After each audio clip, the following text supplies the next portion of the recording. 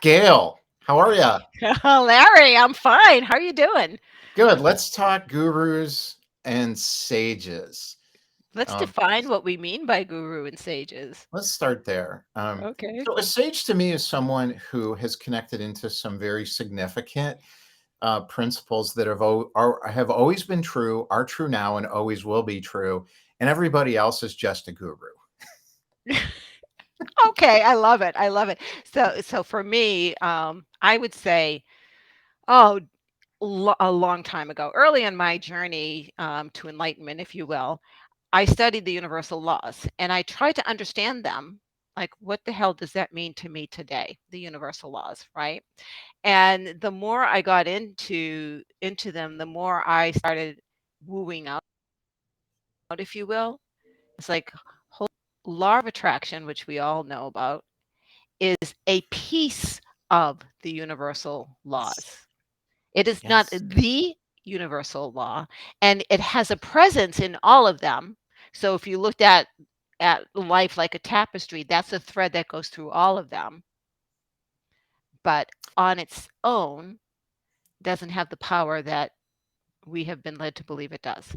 Yes, let's start there because I had an Okay. agenda in my mind, but you just brought up something that I care a lot about. So here's my experience with this. So Mhm. I did Napoleon Hill's whole thing, and I did everything. I wrote out all the questions, and I created the private counsel I call them mental models in my Mhm. mind.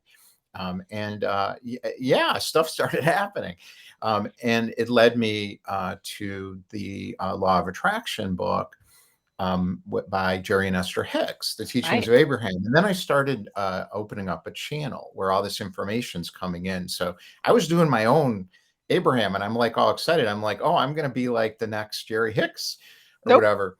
So here's the problem. Okay, problem one, and this is a thing for entrepreneurs to think about, don't attach to results. So I attach to a result. Oh, I want this to happen. No, I immediately sever the connection. Here's the other thing I learned from it. Yes. There's three things missing from this law of attraction stuff. The first thing that's missing is establishing the ability to feel pain all the time. I call it let's get comfortable with being uncomfortable, right? Because doing the same thing is not going to create any change in your life. And change is uncomfortable. Did you see anything in any of the law of attraction, Joe Dispenza, or any of this stuff where they say, this is going to really be hard? No, no, they I've make never people seen think it. like all I have to do is meditate and contemplate my navel and this will happen, right? Yeah. And it does happen with ease and grace, but it doesn't happen without pain and action. Yes. And the other piece of it, the second thing that I think is challenging for people is when you get to the surrender piece, what happens on the other side of surrender of like say an enlightenment moment, which I've experienced as well, but I'm not saying that like some guru just to be fancy, but I'm what I am saying is that on the other side of it is an ordeal. It's a trial. So Gandhi calls it the only voice I listen to is a little tyrant within. Right. Right. Because again, without conflict, there is no growth. Resistance and conflict creates your desire. And Abraham Hicks, Esther talks about that. She says, you resistance, you know what you don't want, so therefore you know what you want, right? But we tend to live and wallow in what we don't want, and we're like, I'm broken, my life is miserable, and I'm doing all these affirmations. What's wrong with you, universe? Right? Versus I'm broken, I don't want to be broke. I'm going to change that, universe. Just give me the opportunities and I'll take action. And you start Yes. looking for the right and you take action. Yes. Different The action. the challenge with the whole thing, the way it's being taught, is we don't really decide what we want on the front end of what we're supposed to do. There is a internal insight that comes of, oh, this is what I'm supposed to do. Well, sure, I get to create the life that I want, but they skip the this is what I'm supposed to do part. Right? And don't question it. I think that's where and I'll tell you a little story. My first job as a manager, I was called. This particular company was in trouble. They're about ready to lose their major client, their major account, and they were done if that happens. Toast. Gail, I'm Yeah. firing so and so. I think you can turn us around. Will you accept the position? Well, because of the state that they were in, anything that I decided to do, they did not question, right? I didn't have to, do projections and all the BS that people are looking for. I did not have a college degree and I was a street kid.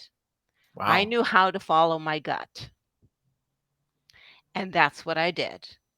Well, shit, did anyone talk to the bank about how they're processing our money? Well, let's go talk to the bank. Did anyone talk to sales about maybe they can sell a few other things that they're not selling? Did anyone talk to our customer who's leaving and say, how can we make this better?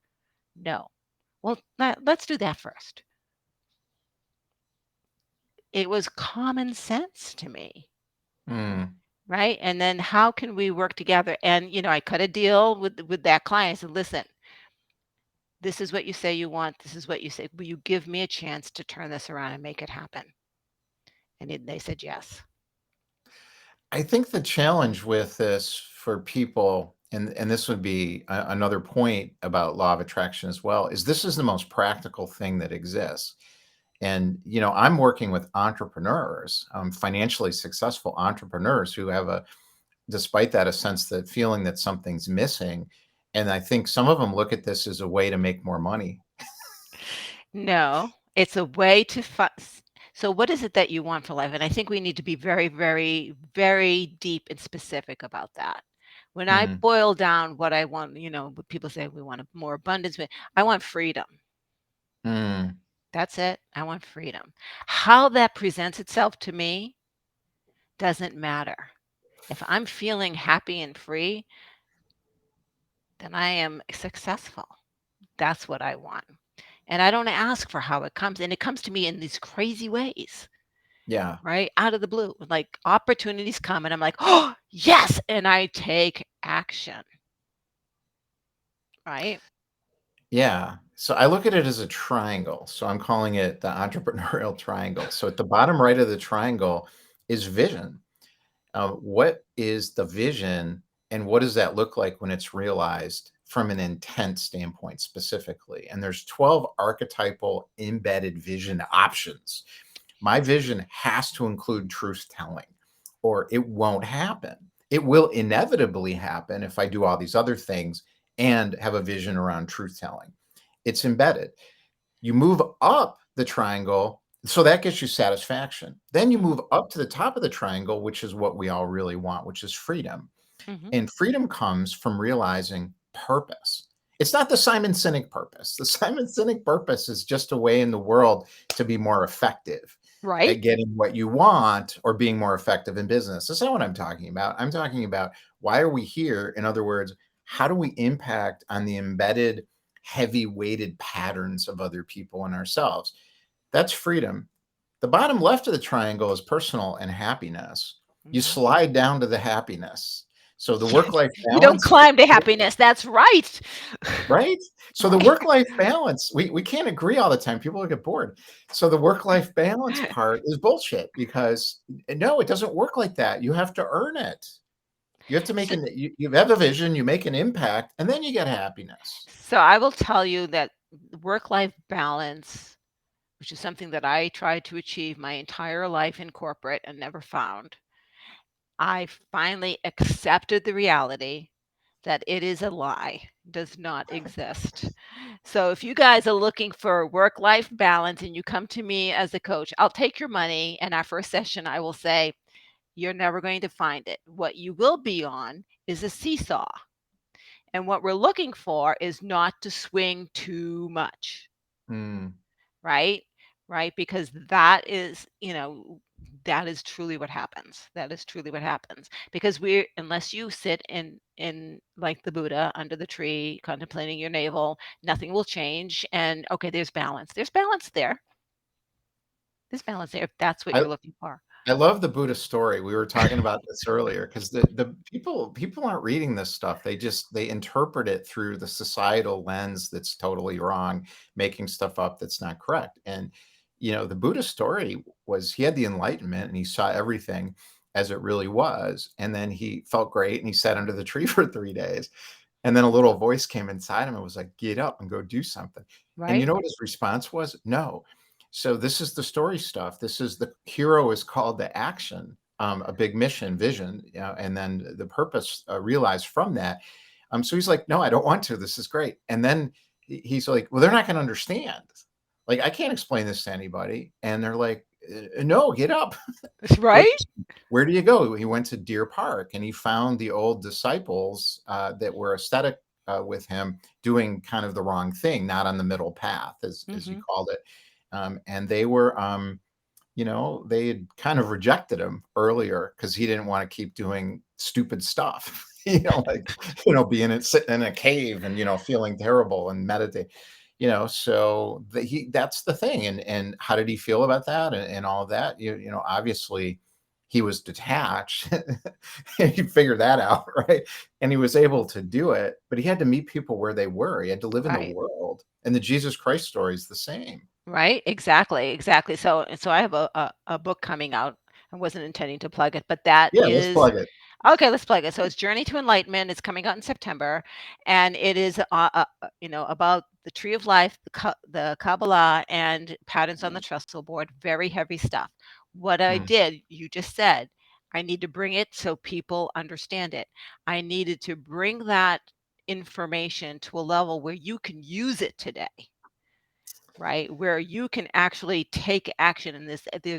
There's activities in each chapter. Like you want more balance, want more justice, you want because this is what you can do. Here's how you can practice it, right? To make it real and make it because this shit is real, yeah, right? And the more that we give it the woo-woo label, the more that yeah.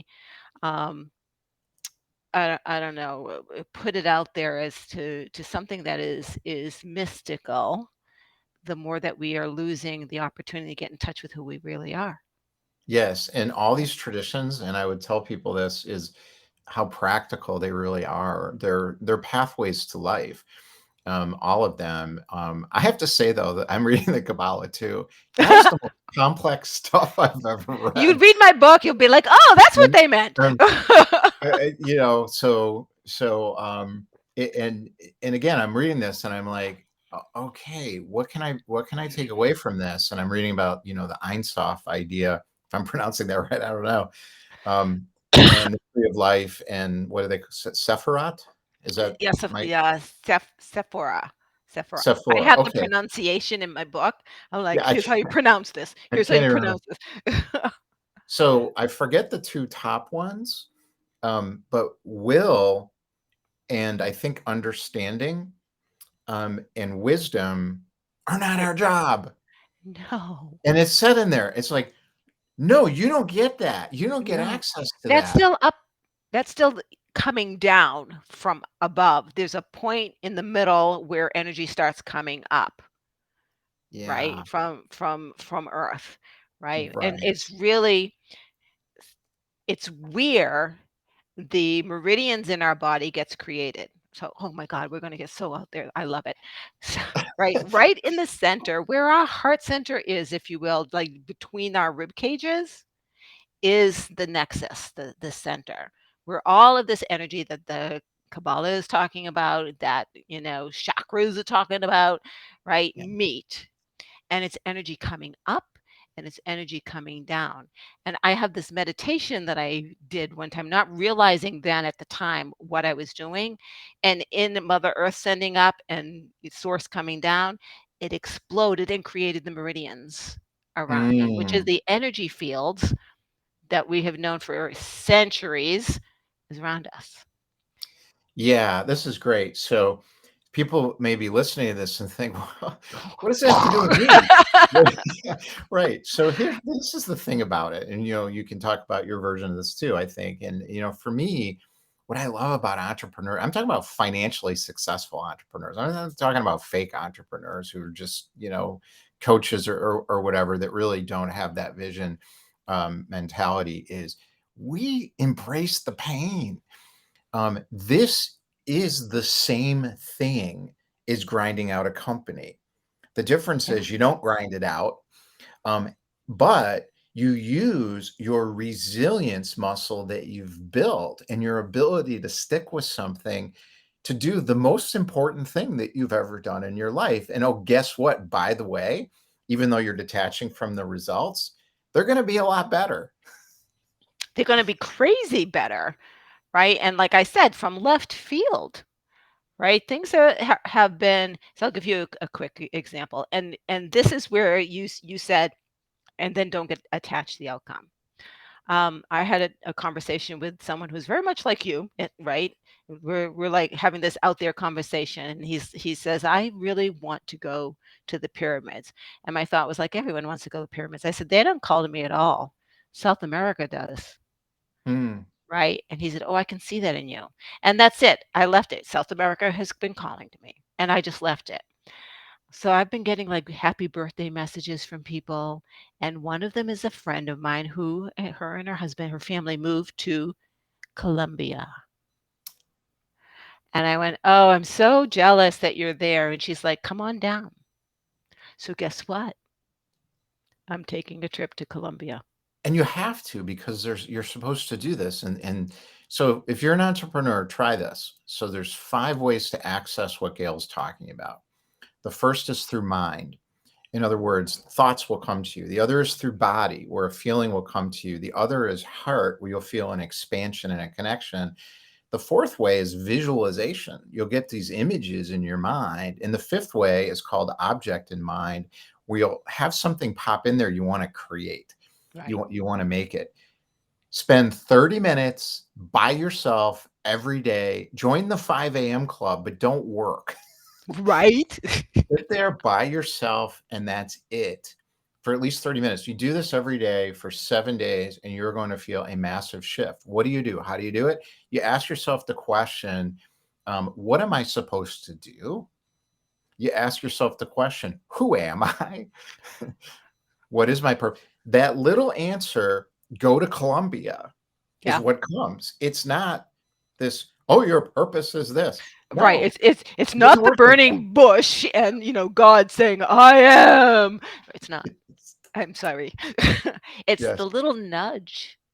And what you're trying to do or what you are doing is you're helping these entrepreneurs listen to the nudge, Yes. right? I used to, like, brush that stuff off. I was like, so corporate.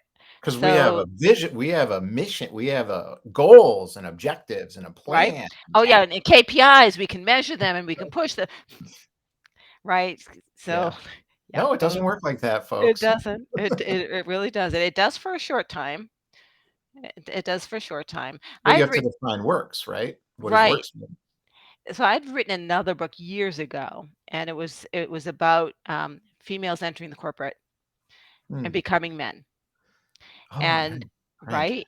Yeah. And, my hypothesis was, you need to bring the feminine, and there are already men there. They need the feminine perspective, and I went through all of the things that women from the feminine perspective, and there are plenty of men who have the feminine perspective, right?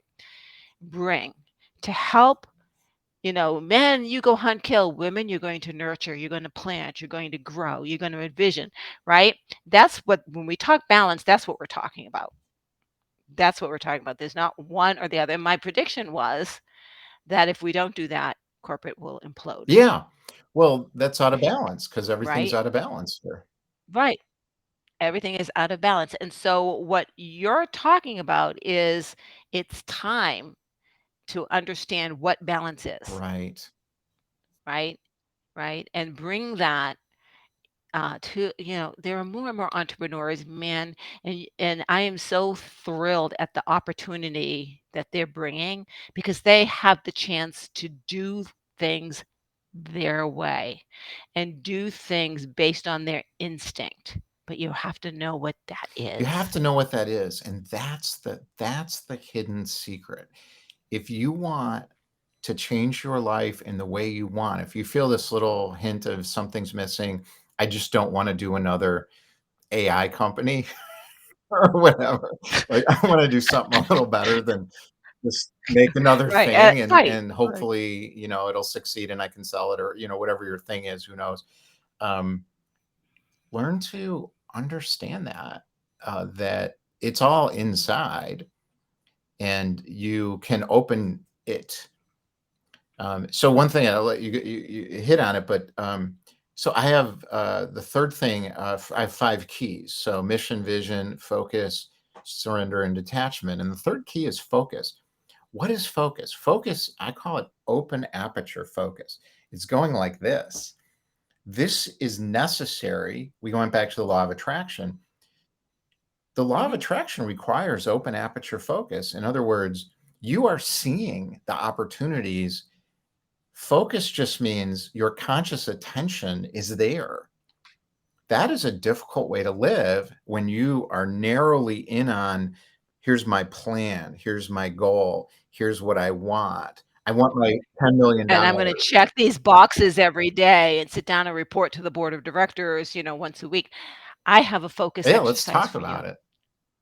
Oh, let's talk about it. So it's a physical focus, but it opens up your visual and your mental focus. And, I will maybe next time we get, I'll tell the stories of what happened to me after practicing this. It's Hawaiian, it's called Hmm. hakala. So you stand up and you find a spot on the wall, slightly above looking straight. So you don't look straight up, you want to look up a little bit, okay? Because this is reaching your we won't get into that. Right? As you stand and you focus on that dot, imagine your peripheral vision opening up while you're still focusing on the dot, but your peripheral vision is opening up and you're focusing on the dot. And right, and just keep doing that for about 5 or 10 minutes. Do it Mm. every day, and you will know what's going on behind you. I have a story to prove that. Oh, that's So, fabulous. Yeah, and I right? wanna there's something you said that's really important I want people to understand is there's truth, and this is the sages, and then there's everything else, which is the gurus. What Gail and I figured out is that the truth is always the same. So all of these traditions, the Hawaii, whether it's Hawaiian or Buddhism or Kabbalah or whatever, it doesn't make any difference. No. It's all the same. That's the thing, oh god, here's another story we can really dig into next time we meet. I was also raised a heathen, so I was not raised with a You're raised to religion. what? A heathen, no A religion. heathen, like Yes. officially, that was like your Right, there was no family's religion. No, heathen. I was not raised with it while everyone else was. So as a result, I became very curious as to what is it these people going to church, going to temple, saying doing these rituals. What's this all about? So a friend of mine at 13, her and I, arm in arm, would go to churches and we'd, observe what's going on. And we come out, we would have our little notes. Well, this was bullshit what they said. This was interesting what they said, right? You've you've been preparing for this for a long Oh, time. I'm telling you my whole life, right? Um, and what I noticed were the similarities. Mm, And the similarities is if you are Christian in any way and you don't think you meditate, I ask you what the rosary beads are all about. prayer. Thank you. Meditation. It's You just meditation. say you're touching the beads and you're saying the same prayers in a certain format over and over again. It's meditation. It gets you into that mental state. Hakala is meditation. There's physical meditation. There is a way for everyone to get into that altered state, and you all do it because you all have driven and wondered how you got there. It's just part of us. This is why Yeah. this is not woo-woo, new agey. This is like I've got a nervous system and I've got well, guess what, folks? You got a karma system. Oh my god, let's talk about karma too. Oh my gosh. Can we use that word? I started calling it patterns to Well, avoid turning people off. Okay, so on the Kabbalah, justice is karma. That's what karma is. Karma, there's no such thing as good karma or bad karma. That's Karma right. does not care. That's Karma right. has no judgment. You put the energy out, karma is a little mirror and sends it right back to you, That's great. And right? yeah, so there's 8 patterns that I've identified that are karmic patterns. I just call them personal patterns, and they're in Mhm. 3 groupings. There's thought patterns, action patterns, and impact patterns. If you think a certain way, in other words, you put conditions on relationships, that's one of the thought patterns. If you create a vision that does not line up with something that matters, if you start to interfere with the flow of this law of attraction idea, you are creating a karmic cause and effect pattern inside your body that feels really heavy. How do you deal with that? Do the opposite. It's simple, but not, because But it's hard. you have to be vulnerable and admit to yourself that this is out of alignment, that this doesn't feel right. And I think it's out of touch with feelings, because it's our body's going to tell us before our mind. And if you can get connected with your body, I'll tell you, a lot of the issues I've had growing up and as a young adult with my body were because of the things I refused to accept as truth. That's really important. So if you're listening to this and your company is not working, it's not going the way you want it to go, you need to stop. And it's not that you stop doing the company, it's you stop building negative karma in Right. the way you're doing the company. That there is nothing more important in this life than undoing your karmic weight, those patterns. That is why we're here. Fundamentally, it's the only reason really that we're here. And when you do that, you feel a sense of freedom that is unlike anything else that you can experience any other Yeah. way. My first reaction is like, "What? Oh, here. That's Oh, all right, do me. What is it?" Right? Right? And I fought against it. But I'll tell you, this journey that I'm on, like you said, I've been preparing for it my entire life, but fought against it in many, many Mhm. ways because it's woo-woo. And I've been told to drop the woo-woo stuff, right? Yeah. And then I got fired and I became very toxic. And then I became, who are you in the mirror? I don't even like you. That is when I started, okay, there's only one thing I have control over, that's me. And I don't like what I've created.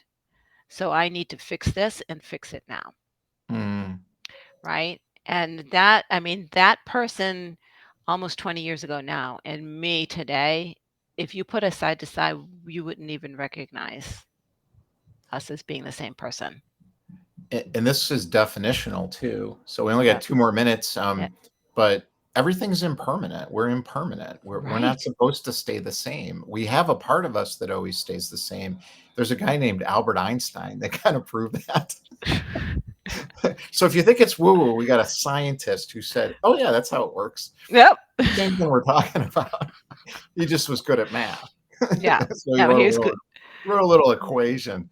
Um, So we're going to do this every week. Let's sign off with a sage. So who should people follow that really gets it outside of us?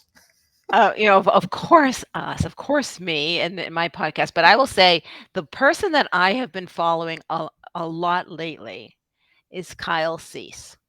Oh, I don't know him. No, Kyle Cease used to be a comedian, became a motivational speaker, and now he is a spiritual leader like no tomorrow.